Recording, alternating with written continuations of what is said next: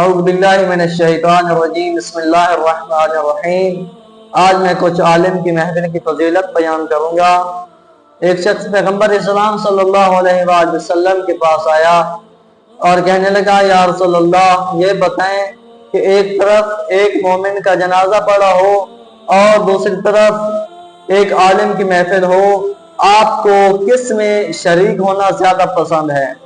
تو پیغمبر اسلام صلی اللہ علیہ وآلہ وسلم نے فرمایا کہ اگر جنازے کو دفن کرنے والے پڑھنے والے موجود ہوں تو میں محمد کو عالم کی محفل میں بیٹھنا زیادہ پسند ہے، کیونکہ عالم کی محفل میں بیٹھنا 1000 نماز جنازہ میں شرکت، 1000 مریضوں کی عیادت، 1000 راتوں کی نماز، 1000 دن کے روزوں اور 1000 درہم صدقہ، 1000 حج بیت اللہ، 1000 جہاد فی سبیل اللہ سوائے جہاد واجب کے، ان تمام عبادات سے افضل ہے ایک عالم کی محفل میں بیٹھنا، کیونکہ دنیا و آخرت کی بھلائی علم سے ہی کی جا سکتی ہے، دنیا و آخرت کی برائی جہالت سے ہی ہوتی ہے۔